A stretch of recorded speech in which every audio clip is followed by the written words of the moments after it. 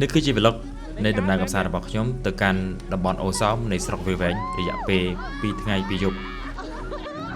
នៅក្នុងដំណើរមួយនេះគឺធ្វើឲ្យខ្ញុំទទួលបាននូវបទពិសោធន៍ច្រើនមែនទែនជាពិសេសទៅកាន់ទីតាំងដែលខ្ញុំមិនដែលបានធ្លាប់ទៅពីមុនមកជួបជាមួយនឹងមនុស្សថ្មីការរាប់អានលើសាសនាក៏ដូចជាការជួយទុក្ខធុរៈគ្នានៅក្នុងគ្រាដែលយើងមានឧបសគ្គជាដើមរយៈពេល2យប់នេះផងដែរគឺពួកយើងទទួលបាននៅបទពិសោធន៍ច្រើនមែនទែនពេលបត់តែពេលវេលាខ្លីប៉ុន្តែយើងជួបនៅរឿងរ៉ាវដែលគួរឲ្យចាប់អារម្មណ៍ខ្លាំងមែនទែនជាពិសេសនៅពេលដែលបងដែលជាម្ចាស់ Homestay គឺគាត់នាំពួកយើង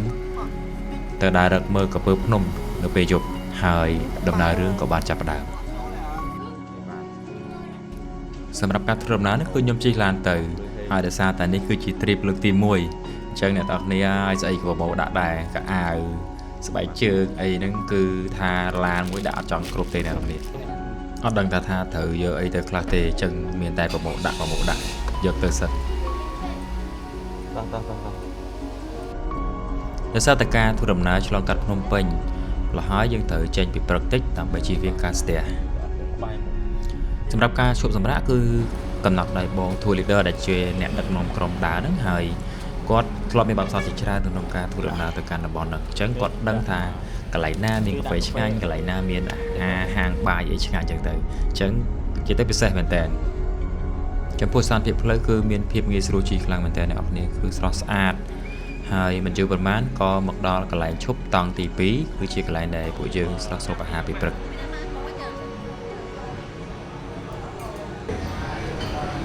បន្តមកទៀតគឺយើងស្រោតចេញដំណើរទៅបន្តទៀតដោយសារតែយើងនៅផ្លូវរៀងឆ្ងាយបន្តិចដែរ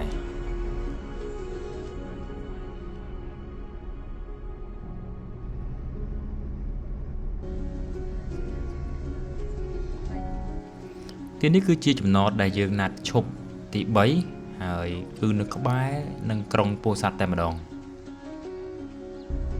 យើងក៏បានធ្វើដំណើរបន្តទៅកាន់តែមុខទៀតហើយស្ពាននេះគឺជាស្ពានដែលជាផ្លូវវាងក្រុងគឺយើងអត់ធ្វើដំណើរឆ្លងកាត់ក្រុងពោធិ៍សាត់ទេគឺយើងវាងក្រុងហើយមកដល់ផ្លាកធំមួយនេះគឺយើងធ្វើការបត់ឆ្វេងហើយនៅពេលដែលបត់ឆ្វេងហើយផ្លូវមួយនេះគឺជាផ្លូវដែលធ្វើដំណើរឆ្ពោះទៅកាន់វាលវែងតំបន់ថ្មដាឬក៏ឆ្ពោះទៅកាន់រង្វង់មូលប្រម៉ោយហើយក៏មានគ្នាខ្ញុំម្នាក់ហ្នឹងក៏បង្វេងគ្នាដែរគឺដោយសារតែគាត់ធ្វើដំណើរកាត់តាមក្រុងដូច្នេះការ share map គឺល្អបំផុតការធ្វើដំណើរនៅខែវស្សានេះគឺបានផ្ដល់នូវទិដ្ឋភាពស្រស់បំព្រងរុក្ខជាតិនៅតាមដងផ្លូវគឺមានភាពស្រស់ស្អាតខ្លាំងមែនទែនដល់ចិត្តរង្វង់មូលវាលវែងហើយនេះនៅក្នុងអាសាំង Total ចូលម៉ាតទឹកនេះសិន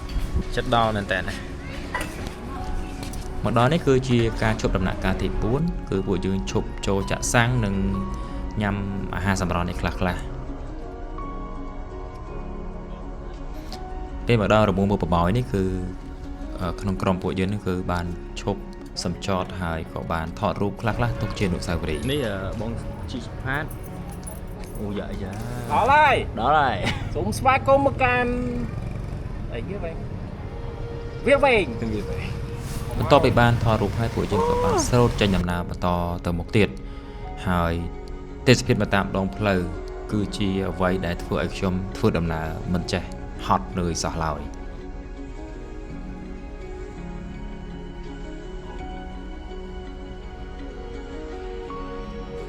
អូ my god ដោយសារតែទេសភាពដ៏ស្រស់ស្អាតសូម្បីតែកូនប្រុសរបស់ខ្ញុំក៏គាត់បាននិយាយថាតើនេះគឺជាការយល់សប្តិមែនទេនេះស្មាត់បឹងតមុកកន្លែងប្លុកដែលយើងជីទៅងាកមកឆ្វេងសិតមើលជើងនេះ solo មិនក៏ទៅមើលជើងក្រោយ solo ឯងដោយសារតែបរិយាកាសនិងទេសភាពស្រស់បំព្រងធ្វើឲ្យម្នាក់មិនអាចនៅស្ងៀមដៃមិនថតរូបបានទេគឺម្នាក់គឺទាញទូរស័ព្ទដៃមកថតរូបគ្រប់គ្នា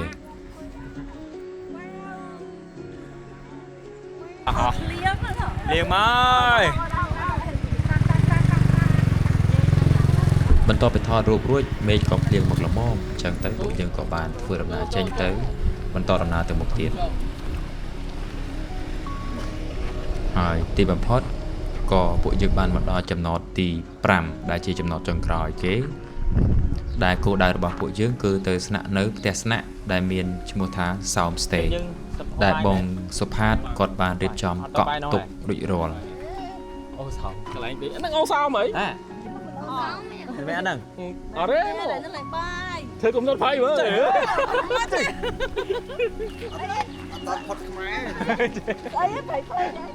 chết đấy chết មែនតើទៅពួកយើងបានមកចិត្តដល់សោមតេមែនតើហើយប៉ុន្តែដោយសារតែពួកយើងមករៀងជ្រេថ្ងៃជ្រេបន្តិចអញ្ចឹងក៏សម្រាប់ចិត្តញ៉ាំបាយថ្ងៃត្រង់នៅកន្លែងនេះតែម្ដង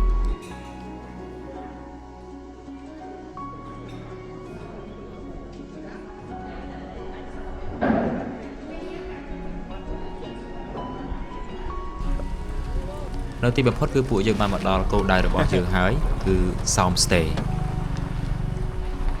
Sound Stay hello ហើយបងប្រុសដែលកំពុងសេរីឡានឲ្យរត់នោះគឺជាម្ចាស់របស់ Sound Stay តែម្ដងគាត់តែឃើញប៉ុណ្ណឹងអ្នកនរគ្នាដឹងតែគាត់យ៉ាងម៉េចហើយគឺរស់រាយខ្លាំងមែនតើជាទៅគាត់យកចិត្តទុកដាក់ទៅលើភ្ញៀវខ្លាំងមែនតើ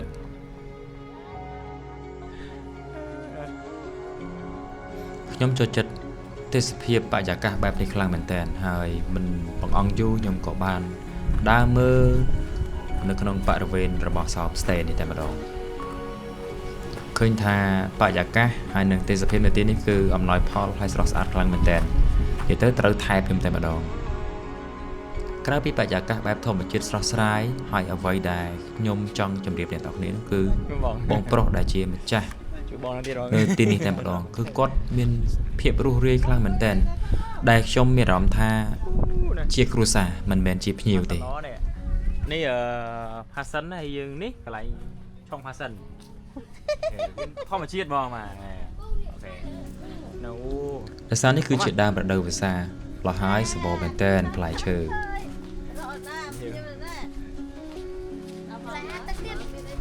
ហើយសម្រាប់បងសុផាតដែលជា tour leader នេះគឺគាត់បានមកដល់ក្រោយគេដោយសារតែមុនហ្នឹងគឺគាត់ឈប់នៅតាមផ្លូវដើម្បីទិញម្ហូបសម្រាប់ត្រៀមញ៉ាំអាហារជុំគ្នានៅល្ងាចនេះ cái lại gì mà phải túc nó cho mắt lấy chỗ lại ní đặt ចំពោះបន្ទប់គេងគឺខ្ញុំឲ្យបងប្រុសគាត់កក់ឲ្យហើយខ្ញុំយកក្រែពីរដោយសារតែខ្ញុំគេងជាមួយពីរគ្រួសារជាមួយនឹងបងប្រុសខ្ញុំផងដែរអញ្ចឹងអ្នកនរនេះមើលទៅបន្ទប់គឺមានលក្ខណៈមានផាសុកភាពខ្លាំងមែនទែនបែបធម្មជាតិគឺគាត់ដេកខាងក្នុងបែបឈើ không tẹt có ស្រស់ស្អាតអ្នកនរនេះស្រស់ស្អាតខ្លាំងមែនទែន hello mày đang in ok rồi chị tìm vào đó lại the best này ហើយសម្រាប់បន្ទប់ទឹកគឺយើងមានម៉ាស៊ីនទឹកក្តៅម៉ាស៊ីនទឹកត្រជាក់មក set តែម្ដង ok នៅទីនេះទោះបីជាអត់មានម៉ាស៊ីនត្រជាក់ក៏យើងមានអារម្មណ៍ថាត្រជាក់ហើយស្រួលបែបធម្មជាតិដែរដោយសារតែជុំវិញគឺជាព្រៃឈើ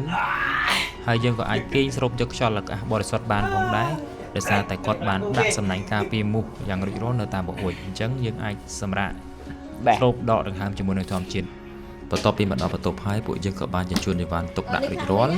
មិនបងអង្គយូរបងប្រុសដែលជាម្ចាស់ Sound Stay គឺគាត់បានចាប់ដើមនាំពួកយើងទៅកន្លែងងូតទឹកធម្មជាតិមួយដែលមានទឹកត្រជាក់ខ្លាំងមែនទែនដល់នេះហើយទេសភាពគឺថា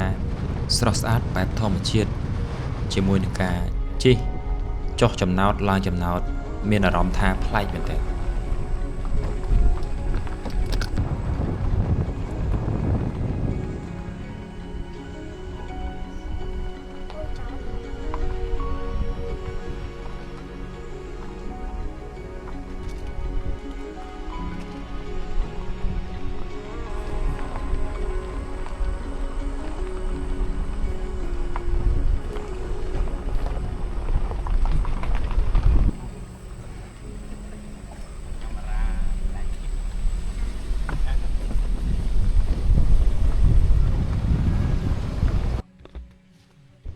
finally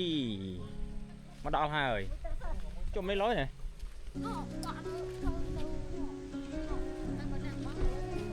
កាយនាំផ្លូវ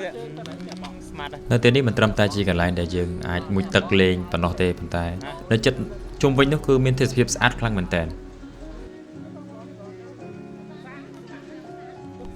ហើយចំពោះប្លង់នេះវិញគឺភ្លឺច្បាស់ត្រជាក់ភ្នែកខ្លាំងមែនតើគឺច្បាស់ជាងយើងមើលវីដេអូ 8K ទៀតនេះគឺ in real life តែម្ដងគឺត្រជាក់ភ្នែកខ្ញុំអត់ដឹងថាយកអីមកនិយាយពីពណ៌នាទេអ្នកនរអមជាមួយនឹងសំឡេងបែបធម្មជាតិគឺសំឡេងសត្វដែលខ្ញុំមិនដែលធ្លាប់ឮពីមុនមកធ្វើឲ្យអារម្មណ៍ស្រស់ស្រាយពីរោះប្លែកខ្លាំងមែនតើហើយការស៊ុយត្រីនេះគឺគ្មានបានត្រីស្អីទេគឺខ្ញុំថតដើម្បីយកប្លង់ទេហើយមិនយូរបានក៏ត្រឡប់ទៅងូតទឹកលេងវិញ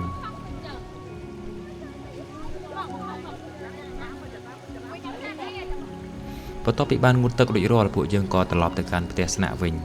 ហើយក៏បានធ្វើអាហារញ៉ាំពេលល្ងាចជុំគ្នាហើយក៏មានរឿងមួយដែលគួរឲ្យចាប់អារម្មណ៍នៅក្នុងវីដេអូនេះបន្ទាប់ពីពួកយើងបានចេញទៅមើលក្រពើភ្នំទាំងយប់កាលពីពួកយើងជជែកគ្នានៅកន្លែងបាយល្ងាចគឺម្នាក់គឺទទួលបានព័ត៌មានអត់ដូចគ្នាទេសម្រាប់ខ្ញុំគិតថាពួកគាត់ចេញទៅគឺដើម្បីទៅរកនុយរកកូនរកែបដើម្បីបបក់នៅថ្ងៃព្រឹកស្អែកណាចូលក្នុងទេមែនដោយសារតែមានបងដែលមកជាមួយគ្នានោះគឺគាត់បានត្រៀមឧបករណ៍បបក់មានសទូចមានអីមកអញ្ចឹងខ្ញុំគិតថាគាត់អាចនឹងទៅរកនុយដើម្បីបបក់ហើយប៉ុន្តែធាតពិតគឺបងម្ចាស់សំស្ទេគឺនាំពួកយើងទៅដើររកមើលក្រពើភ្នំគាត់ជាការកំសាន្តទេមិនមែនទៅចាប់ក្រពើអីទេគឺទៅដើររកមើលក្រពើភ្នំពីព្រោះអីសត្វក្រពើភ្នំនៅពេលយប់បានវាបង្ហាញខ្លួនបើនៅពេលថ្ងៃគឺវាចុះទឹកលឹបលាក់ខ្លួនបាត់ហើយបាទហើយសម្រាប់សត្វក្រពើភ្នំនេះគឺជាសត្វដែលត្រូវបានគេអភិរក្សអញ្ចឹងអត់មានការចាប់កាប់សម្លាប់អីទេវាគឺជាអំបូរសត្វក្រពើដែលកម្រប៉ុន្តែមានវត្តមាននៅក្នុងប្រទេសកម្ពុជាយើងឈ្មោះថាក្រពើភ្នំគឺជាឈ្មោះផ្លូវការប៉ុន្តែសម្រាប់អ្នកស្រុកនៅទីនេះគឺគាត់មានជំនឿទៅលើសត្វក្រពើនេះណាស់ហើយគាត់បានហៅឈ្មោះសត្វក្រពើនេះថាជាក្រពើអ្នកតាដូច្នេះហើយទើបមានទំនៀមទម្លាប់ក៏ដូចជាជំនឿជាច្រើនទៅលើសត្វនេះផងដែរដោយតែអ្នកទាំងនេះបានឃើញអញ្ចឹងគឺពួកយើងបានត្រៀមមានតាំងត្រង់សម្រាប់ដាក់កែបមានតាំងពីឧបករណ៍សម្រាប់ដួសអូខេសម្រាប់រកត្រីរកអីចឹងទៅឃើញនេះពួកយើងធ្វើដំណើររៀងឆ្ងាយគួរសមដែរពីផ្ទះស្នាក់មកដល់វាលមើលក្រពើនេះខ្ទង់ចន្លោះប្រហែលជា10គីឡូម៉ែត្រឯណោះអាចាវាខុសពីការគិតរបស់ខ្ញុំគិតថាការចេញទៅវាលនេះគឺជាវាលធម្មតាដែលខ្ញុំបានធ្លាប់ដើរពីមុនមកប៉ុន្តែទីនេះមិនមែនធម្មតាដូចអ្វីដែលខ្ញុំបានធ្លាប់ឆ្លងកាត់ទេគឺជាវាលដែលធំមែនទែនហើយនៅទីនេះគឺជាតំបន់ព្រៃភ្នំផងដែរអញ្ចឹងគឺងងឹតខ្លាំងមែនទែនគឺនៅឆ្ងាយពីទីក្រុងអត់ដូចយើងនៅម្ដុំទីក្រុងយើងមានព្រលឺខ្លះនេះគឺងឹតឈឹងតែម្ដងលះជាងដូចណា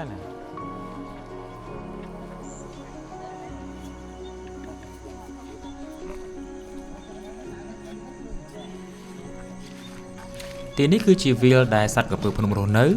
ហើយសម្រាប់បងដែលជាម្ចាស់ Homestay នេះគឺគាត់តែងតែនាំភ្ញៀវមកមើលបែបហ្នឹងជាធម្មតារបស់គាត់ទៅហើយគាត់ដល់ពេលខ្លះមកមើលពេលថ្ងៃពេលខ្លះមកមើលពេលល្ងាចពេលយប់អីចឹងទៅ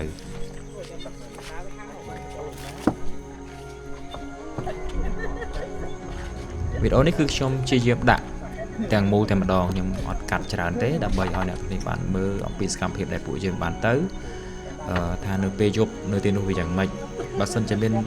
សត្វអំពិលអំពែកគឺយើងឃើញច្បាស់តែម្ដងអ្នកនេះគឺងងឹតឈឹងអញ្ចឹងអីក៏យើងមើលឃើញដែរឲ្យតែបញ្ចេញទៅលើនៅពេលយប់ទេវាហៅវិញយកឡើងមានបាយដល់ខ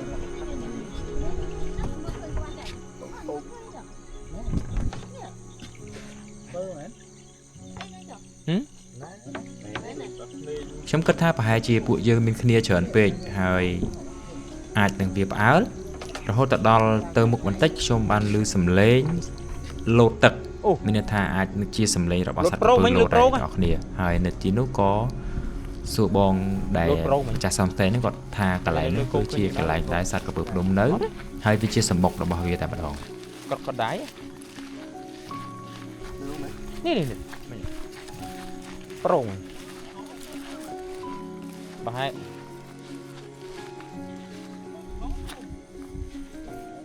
នៅតាមទីវាលនេះគឺជាវាលស្មៅបែបលិចទឹកតិចៗហើយដោយសារតែនេះវាអត់ទាន់ចូលរដូវវស្សាខ្លាំងទេអញ្ចឹងវាមានទឹកឆិចៗនៅលើវាលនោះតែម្ដងម្នាក់ដើរមើលចុះមើលឡើងប្រចាំងចុះប្រចាំងឡើងទាំងភាពរីករាយមានស្រីមានប្រុសហើយអត់ចាប់អារម្មណ៍ទេអ្នកនរគ្នាអ្វីដែលគួរចាប់អារម្មណ៍នឹងកើតឡើងបន្តិចទៀតនេះគឺនៅតាមវាលដែលពួកយើងបានដើរនេះគឺសត្វតែជាសត្វឆ្លើងប៉ុន្តែយើងអត់ចាប់អារម្មណ៍ kia có thấy sao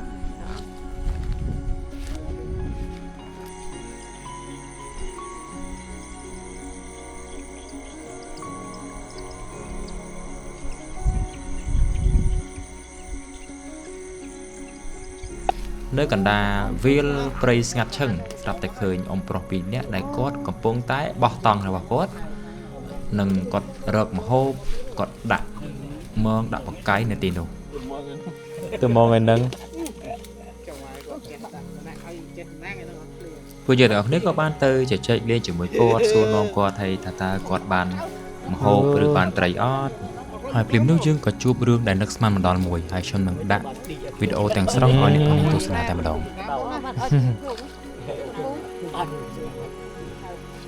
នេះតង់កក់ក្ដៅនេះអីតង់ស្អីគេមានរូតមានស្អីអស់ចាស្អីណែណែបានរបស់ពិតហ៎ហើយមានឆ្អឹងហ្នឹងនេះតាមព្រីងអត់មែនទេតាម này thình thấy vậy ព្រីងព្រៃ như ông quy ăn tây xa lắm rồi นั่นแหละมือไถอ่ะว่าของมือไถอ่ะ mùi cốt này ว่าเนี่ย ហ៎ từng mùi มือไถอ่ะ មកតែមើលកូតអាចមួយអើយក្មួយមកនាំនេះមកឲ្យត្រីអស់មកមួយអូយហេចំមកមើល free អូយអូយនេះឆ្លើងអូយលេងសើច lên đây vừa mình tập tiêm ấy អូយ là tập tiêm Look at this អូបី Oh my god Oh my god và sầm khăn ấp hao lòng quát đó ấp hao cái mày What's that What's that What's that brother ចុះឆ្លើងមកមិននេះពេញជើង nó chớ đó Yeah អូតើអ្នកពាក់បើជើងដល់តោហើយអ្នកពាក់បើជើងអ្នកពាក់បើជើងដល់តោហើយ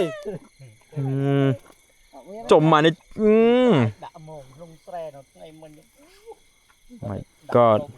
ចឹងដើរមួយថ្ងៃហ្នឹងអត់នេះចអត់ វាពាក់បើជើងពាក់បើជើងតោហើយ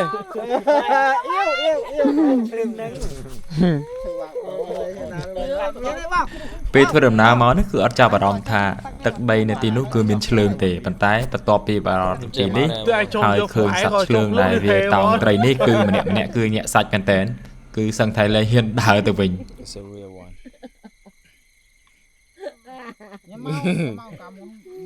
ស្អីមក សម្រាប់ខ្ញុំនេះគឺជាលើកទី1ផងដែរ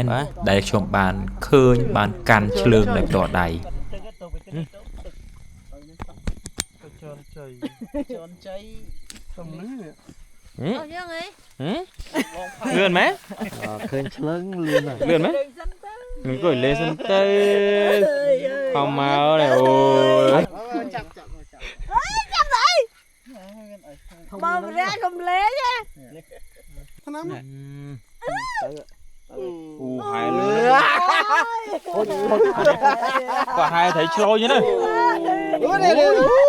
tại chứ nói ឆ្លោយសុទ្ធ vào rồi nhá មើលមើលមើល lừa đó ăn nhân khơi này cái gì vừa ăn khơi ông mày mở mình ta muốn là lừa đó vì nhà cái lên tiền rồi មិញលឺលូតមួយប្រងនេះតអម mình lâu nó nụ លូត môi ប្រងហ្នឹង nó lại đam chơi chỗ nó bên pong lừa tham mấy cái tham bên pong rồi nó bên cấu nó អានោះឆយឆើយមកបង អាណា វាអាចទៅជាជំនឿមួយដែរសម្រាប់ isolate នេះគឺដោយសារតែយើងនិយាយលេងសើចច្រើនតាក់ទងទៅនឹងកពើអ្នកតានេះដោយសារតែអ្នកស្រុកនៅទីនេះគាត់មានជំនឿខ្លាំងមែនតើហើយគាត់ក៏មិនដែលហ៊ាននិយាយអី ដែលតាក់ទងទៅនឹងការប៉ះពាល់ទៅដល់សត្វអំពើ អូ500ម៉ែត្រ មានសក់វែងមកអី ហេ អានេះយើងអត់រកគេគេអត់រកយើងទេ ណោហេរកទេនិយាយប៉ុណ្ណឹងមិនដែរ you know រកតែត្រីយើងដឹងតែត្រី បាទ បើយើងរកស្រីយើងនៅរក ណោរយបាននឹង និយាយពីសត្វក្រពើអ្នកតាអត់ទាន់រួចផងគ្នាយើងនៅក្នុងនោះក៏បាននិយាយលេងសើចក្នុងគោលបំណងលេងសើចជាមួយលោកតាទេប៉ុន្តែសម្រាប់គាត់សក់វែងនៅទីនោះអត់ដូចសក់វែងនៅភ្នំពេញទេ មកជួយមកអមអរគុណច្រើនអមសុខសប្បាយ បន្ទាប់ពីនិយាយលេងសើចបែបនេះហើយរឿងរ៉ាវប្លែកៗក៏បានចាប់ផ្ដើមកាត់ឡើង អីគេ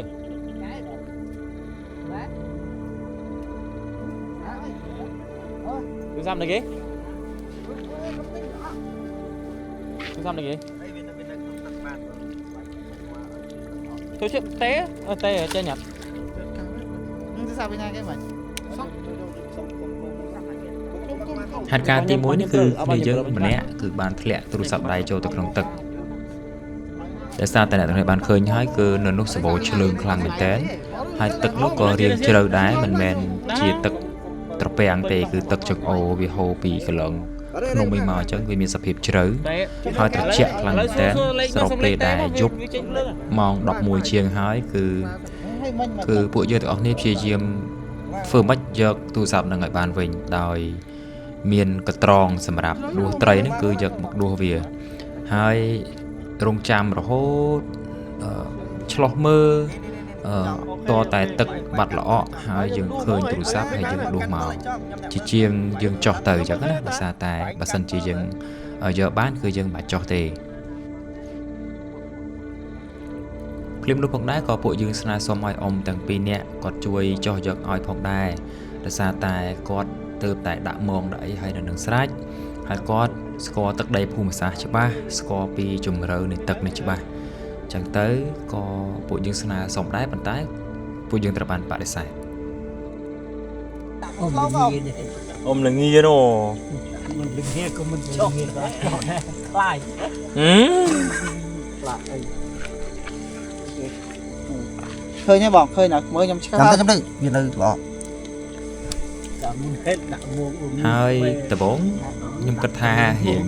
អាអន់ស្គនចិត្តតិចតួចដែរប៉ុន្តែបើតាមការយល់ឃើញរបស់ខ្ញុំគឺគាត់មានអារម្មណ៍ថាអាចនឹងមើលពីពួកយើងនិយាយលេងសើចច្រើនប៉ះពាល់ទៅដល់ជំនឿនៅទីនោះអញ្ចឹងណាអញ្ចឹង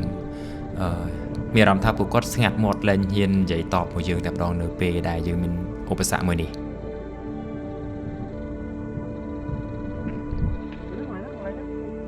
តែវាខ្មៅអត់ទេ បាញ់ចូលមកដែរបាញ់បងប្អូន គេនេះគេបើគេ ដោយសារតែនៅទីនោះមានភពច្រើនទោះបីជាយើងប្រចាំងពិលទឹកមើលឃើញទូរស័ព្ទដៃក៏ដោយហើយយើងយកឧបករណ៍ដួសត្រីនេះយកមកដួសក៏ដួសអត់បានដែរ ចំអាសូមការប្រដាប់ដួសហ្នឹងខ្ញុំអត់ដឹងទៅវាដល់ណា ហើយពេលចិត្តកន្លះម៉ោងទីបំផុត គាត់ទេបាយខ្ញុំធ្វើស្អី គឺមានគ្នាយើងគាត់បានចោះយកតែម្ដងនេះប៉ុន្តែគាត់ចោះយកតែមួយផ្លែតែគឺលឿនមែនតើទូរស័ព្ទដៃដែលបានធ្លាក់នោះគឺអត់បានខូចតាណាទេអ្នកនរគ្នាដោយសារតែវាជា model Samsung S26 Ultra តំចេញថ្មីចឹងធំទឹកខ្លាំងមែនតើ នេះថៃមិនបងជាបានទឹកថៃមិនក៏បានទឹក សម្រាប់ឆ្លើងជាប់ជើងព្រាត ព្រឹត្តិការណ៍នៃការជ្រុះទូរស័ព្ទនេះយើងបានរួចរាល់ហើយប៉ុន្តែរឿងមិនទាន់ចប់ឡើយអ្នកនរគ្នាគឺពួកយើងនៅមានឧបសគ្គធំមួយទៀតគឺឡានដែលយើងជិះមកគឺជាប់ខំនេះគឺជាបទពិសោធន៍ថ្មីមួយទៀតដែលពួកយើងបានឆ្លងកាត់ហើយមានអីអ្នកនរគ្នាស្បាយម្យ៉ាងដែរតាគឺជួយគ្នាសាមគ្គីភាពគឺនៅយប់នោះគឺម៉ោង 7:12 ហើយបើមើលតាមស្ថានភាពជាក់ស្ដែងมันគួរឲ្យផុងទេអ្នកនរគ្នាដោយសារតែដីទីនោះវាលក្ខណៈដីរាងហាប់ហើយមានស្មៅក្រាស់អញ្ចឹងមើលវាមិនគួរទេព្រោះអីយើងមកក៏យើងជិះហិតអីដែរពួកយើងព្យាយាមរកមធ្យោបាយជាច្រើនទៅដើរលីឈើនៅក្បែរនោះយើងមកកល់យើងមកគាស់យ៉ាងម៉េចក៏ដោយក៏ យើងអាចឲ្យឡានរបស់យើងទៅមុខបានដែរដោយសារតែឡានគឺកលពងហើយមែនទៅឡាននេះគឺជាប្រភេទឡានកាពីតាប៉ុន្តែវាចៃដន្យមែនតើដោយសារតែគាត់ផ្លិចបើកកាពីតាហើយនៅពេលដែលយើងជាប់ផុងហើយយើងអត់អាចប្រើប្រាស់កាពីតាបានទេជាចុងក្រោយគឺពួកយើងក៏សម្រេចចិត្តទុកឡាននេះចោលនឹងវាលតែម្ដងដោយសារតែយើងអត់មានវិធីសាស្ត្រទេហើយយប់ក៏យប់ជ្រៅដែរអ្នកនេះម៉ោង12ជាងហើយគាត់ក៏ព្យាយាមខលតាក់ទងទៅកាន់ក្រុមការងារគាត់រហូតមានការមកជួយគឺគាត់បានយកឡានមួយគ្រឿងទៀតដើម្បីមកដឹកពួកយើងត្រឡប់ទៅផ្ទះស្នាក់វិញហើយព្រឹកឡើងបងម្ចាស់សំស្តេនេះក៏បានចាត់ចែងយកគោយន្តយកមកអូសហើយខ្ញុំក៏ចង់មកជួយមើលបដិទ្ធយកទស្សនវិជ្ជាឲ្យអ្នកទាំងនេះមើលដែរប៉ុន្តែពីយប់ហ្នឹងគឺបាក់បៀអស់កម្លាំងខ្លាំងមែនតើ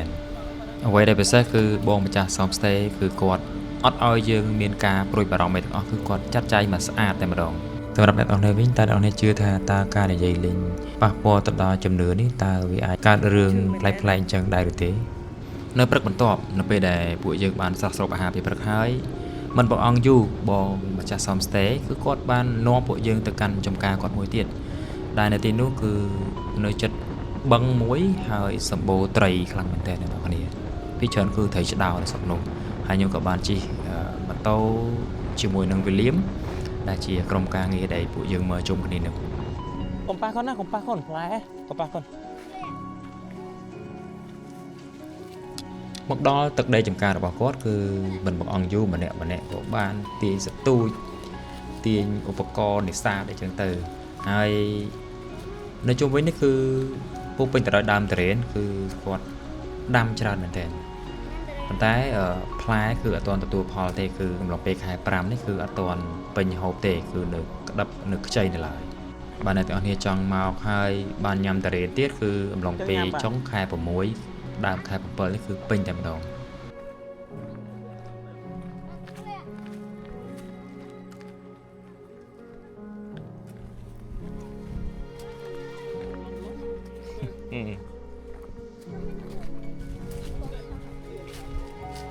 នៅតំបន់នេះខ្ញុំចាប់អារម្មណ៍ឃើញថាសាបូដើមបឺជាជាងដើមស្វាយអញ្ចឹងច្រើនមែនទែនដើមបឺនៅទីនេះជាប់បាតនៅហើយ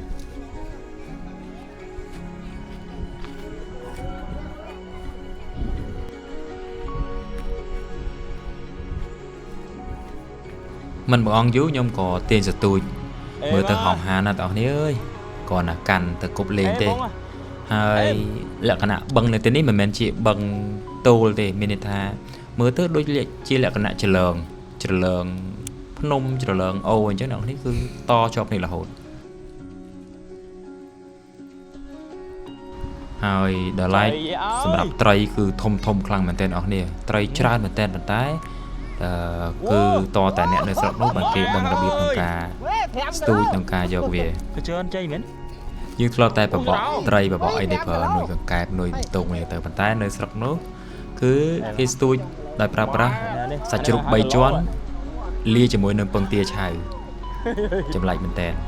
ដោយសារតែនៅតំបន់នេះសម្បូរត្រីមែនតើអញ្ចឹងមកជើងនេះគឺមិនអត់ប្រយោជន៍ទាំងអស់នេះគឺទទួលបានត្រីមួយក្បាលត្រឡប់ទៅវិញប៉ុន្តែលើកនេះត្រីគឺស៊ីនុយក្រដាស់ទៅវិញអ្នកនេះគឺក្រដាស់ 50000 ដល់វគ្គនេះគឺជាវគ្គបន្ទាប់ពីពួកយើងបានមកពីកន្លែងស៊ឺត្រេញបាញ់មិញនេះខ្ញុំសរសើរទៅកាន់បងវរៈម្ដងទៀតដែលជាម្ចាស់សំស្ទេគឺគាត់ស្គាល់កន្លែងច្រើនមែនទែននៅទីនោះហើយគាត់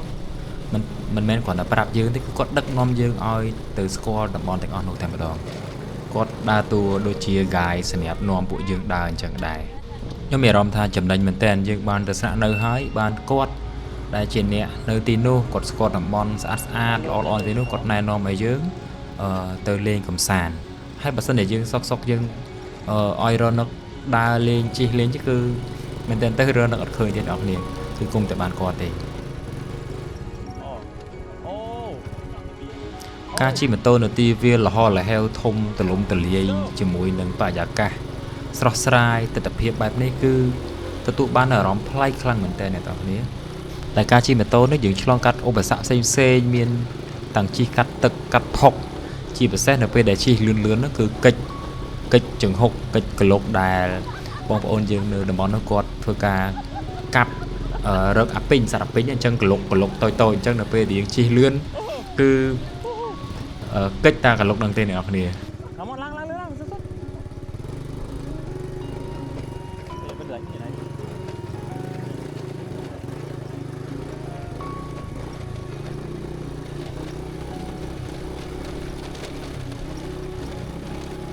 សម្រាប់ខ្ញុំការជិះម៉ូតូមកកាន់វាលនេះគឺផ្ដល់បទពិសោធន៍ច្រើនមែនទែនហើយខ្ញុំ recommend ដល់អ្នកនរគ្នាបើសិនជាមានឱកាសទៅគួរតែសាកល្បងជិះ Oh my god. Oh. ដំបូងខ្ញុំរៀងបារម្ភពីម៉ូតូដែរប៉ុន្តែគាត់ថាអីទេម៉ូតូនេះគឺគាត់ set up ឡើងសម្រាប់ជិះកាត់ផុកកាត់ព្រៃកាត់វាលហ្នឹងហើយសូម្បីតែសពកកង់ក៏ជាប្រភេទកង់ក្រោះដែរ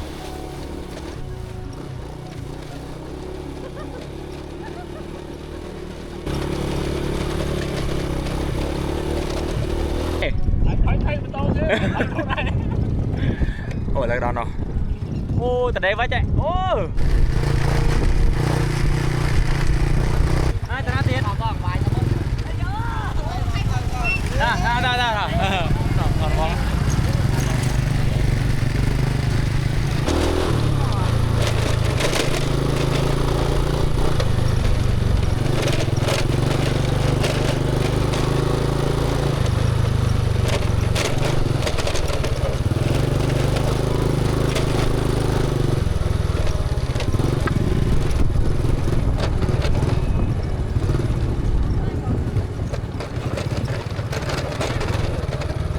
Đó tin ní cứ miền Âu mùi tại miền Tật Khá Phóng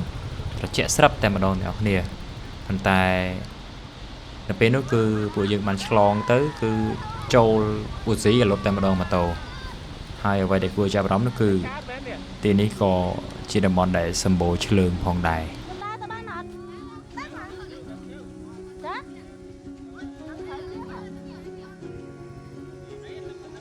hai giờ buổi chiều cứ thông mình tên này nè, xong bây tại nhom chia mình được phó còn nhom riêng như là đài.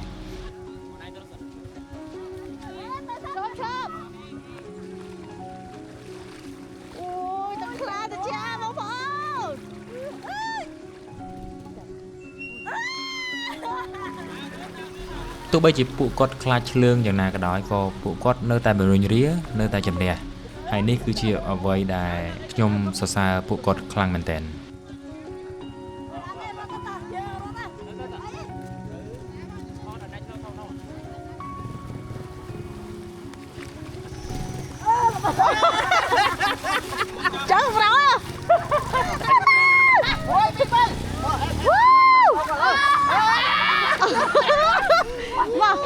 ôi thôi bà ơi đi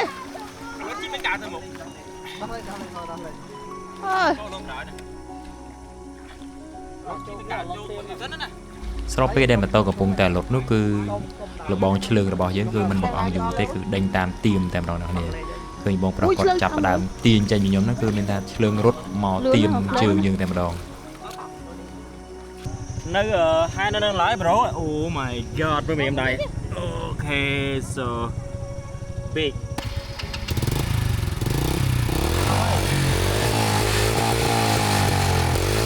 Chân ơi.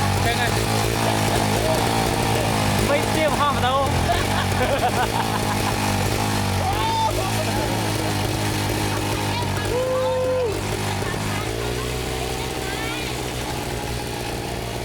to bị chlong ô rồi mà tôi dừng pi kêu bàn là lộtហើយក៏ពួកយើងជួយយាមធ្វើឲ្យវាឆេះឡើងវិញហើយមិនមកអង្គយូរក៏យើងចាប់ផ្ដើមបន្តដំណើរទៅកាន់វាលមួយទៀត Kệ lấy to nào một tiết. Này cái hai wheel tà rang. Wheel? Wheel tà rang, cam wheel tà rang. Ồ.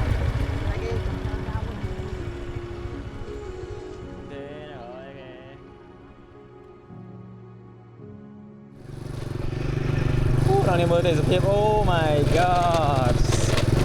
À. ដោយតែអ្នកនរគ្នាបានឃើញស្រាប់ហើយគឺការជិះម៉ូតូនេះគឺយូរមែនតើអ្នកនរគ្នាចេញពីវាលមួយចូលវាលមួយហើយយើងឃើញទស្សនវិជ្ជាស្រឡះមុខស្រឡះមាត់ស្រស់ស្អាតនិយាយទៅគឺលក្ខណៈបែបធម្មជាតិតែម្ដង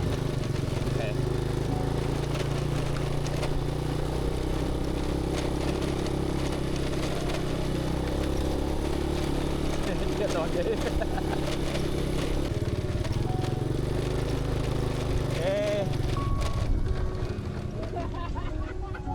bay ấy hả oh my god em à miết ố quan mà đọc ấy bên máy bên tàu thôi trời yeah.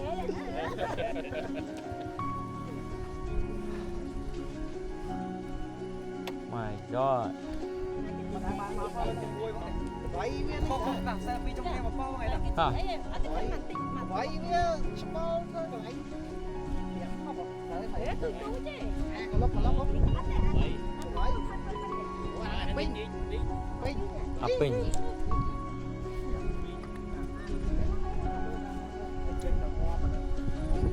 lấy rồi sẽ tích tiết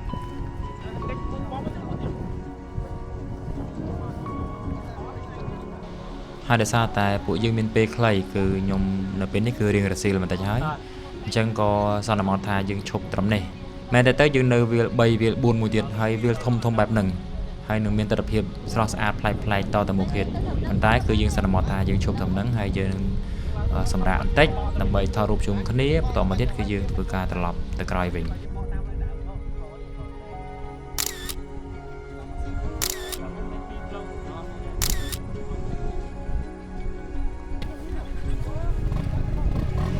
ពេលត្រឡប់ទៅវិញខ្ញុំបាន set up DJI Action 5របស់ខ្ញុំនៅខាងក្រោយម៉ូតូរបស់បងដែលគាត់ជិះនាំមុខ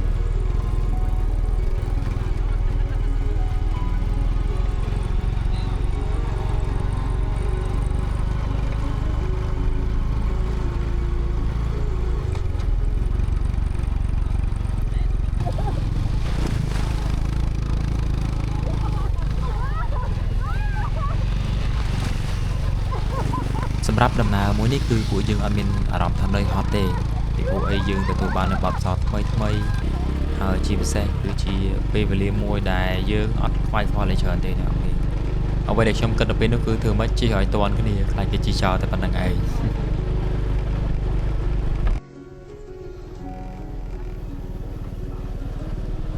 នៅពេលដែលពួកយើងត្រឡប់មកផ្ទះវិញកាត់អូកន្លែងដដែលឧបសគ្គក៏បានកើតឡើងម្ដងទៀតគឺម៉ូតូរបស់ពួកយើងគឺរលត់ប៉ុន្តែលើកនេះគឺរលត់ឈឹងតែម្ដងមិនអាចធ្វើវាឆេះទេ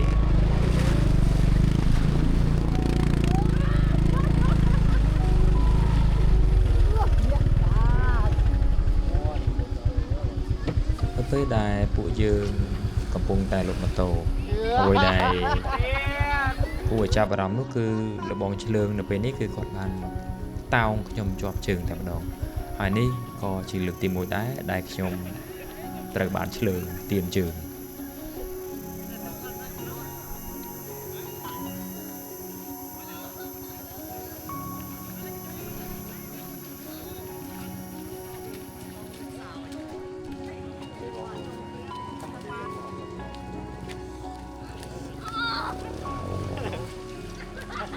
សេតែអត់អត់ទេ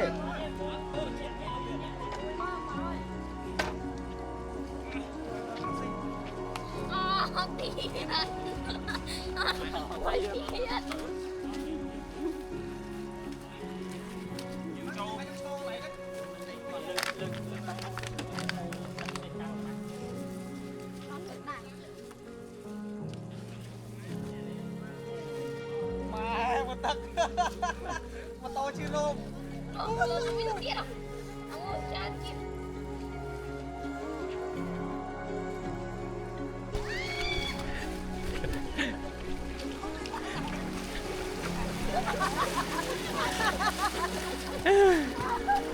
Đào Hán rồi á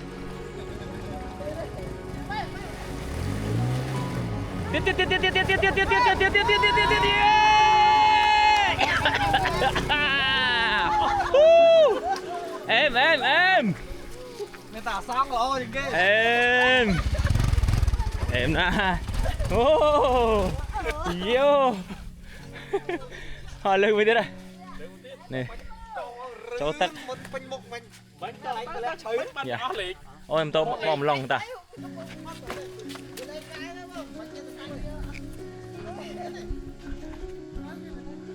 ok màu với nháy lon đã ca rồi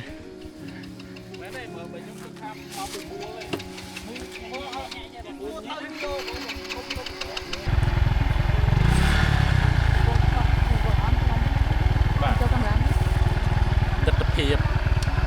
nẹp Phnom Penh một chút chôn một tô nó ô sao mơ phơi đấy đừng thô ngày nào ngày này lớn con rồi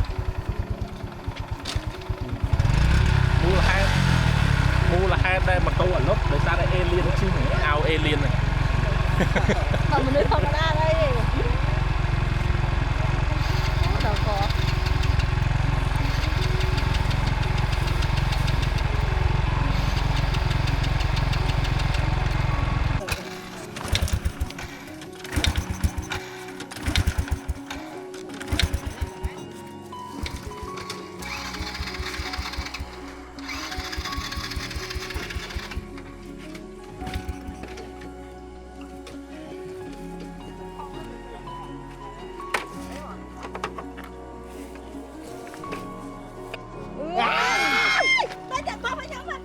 Đấy, con cháu là chạy ở bên đây. Holy shit. Ôi, bò tay cái. Giờ ăn chọc. ra đây Trong mặt lấy chầu tê. Rồi, xuống tiền. bà là 100 tha thôi đây bà ổn đây Ôi, trong mặt này chất tê. sao ra nè Đây bụng lỏng á, bông. Ơi. ok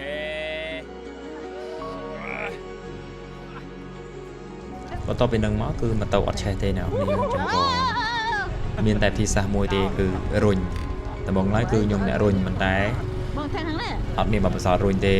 រុញទៅរកតែធាក់អ្នកមុខដួលអញ្ចឹងក៏ដូរឲ្យបងប្រុសដែល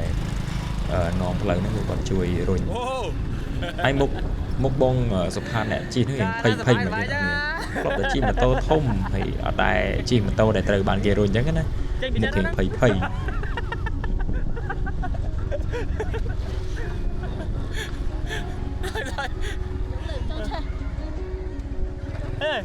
Vì trong xe. Đâu mà vì trong xe. ណាអូដល់កបី មែនតើទៅវាលដែលអ្នកនរគ្នាមើលឃើញហ្នឹងគឺជាវាលដែលពួកយើងបានជិះម៉ូតូកាត់បាញ់មិញហ្នឹងហើយមែនជាក់ស្ដែងក៏យើងមានផ្លូវសម្រាប់កាត់ហ្នឹងដែរប៉ុន្តែយើងមានចេតនាជិះកំសាន្តនៅកាត់ផុកកាត់វាលអញ្ចឹងដែរ សบายបងផាសบายអើយសบายបាយមក tàu sắp với nhá ហេ trời tha chi máu mua đừng quay khe mày chắc á trời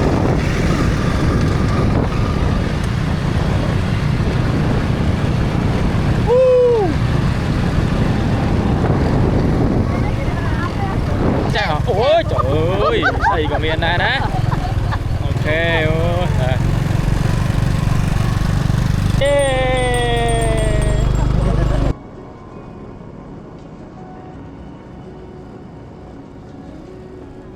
បន្ទាប់ពីបានរុញម៉ូតូមកដល់កន្លែងជាងហើយនៅមិនទាន់ចប់ទេគឺ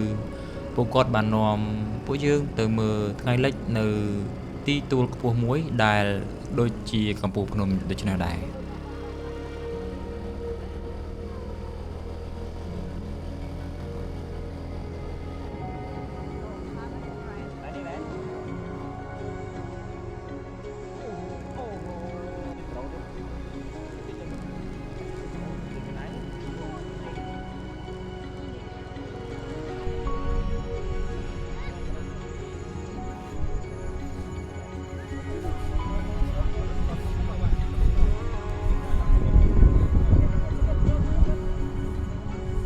ទីនេះគឺជា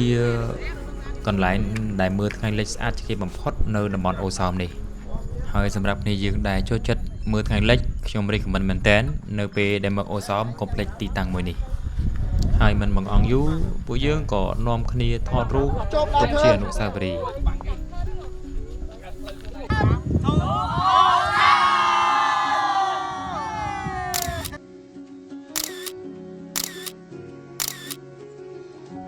ប បន្តមកទៀតពួកយើងក៏បានរៀបចំអាហារពេលល្ងាចហើយនេះក៏ជាយប់នៃថ្ងៃចុងក្រោយនៃដំណើរទៅកាន់អូសោមនេះផងដែរឆ្លងកាត់រយៈពេល2ថ្ងៃនេះគឺធ្វើបទពេលវេលាខ្លីប៉ុន្តែពួកយើងទទួលបាននៅបទពិសោធន៍ច្រើនមែនទែនទាំងអនុស្សាវរីយ៍សប្បាយជួយចត់ជាមួយគ្នាទទួលបានទាំងតំណែងនិងសាមគ្គីភាព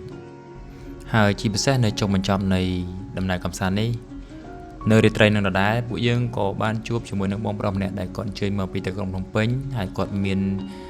ជំនាញនៅក្នុងការលេងហ្គីតាបានយ៉ាងល្អហើយ The Voice O Sound បែប acoustic ក៏បានចាប់ផ្ដើម vlog នេះគឺសមត្ថចប់តែត្រឹមនេះសូមអធិស្ឋានរាល់កំហុសឆ្គងដែលកើតមានឡើងនៅក្នុងវីដេអូនេះសូមអរគុណ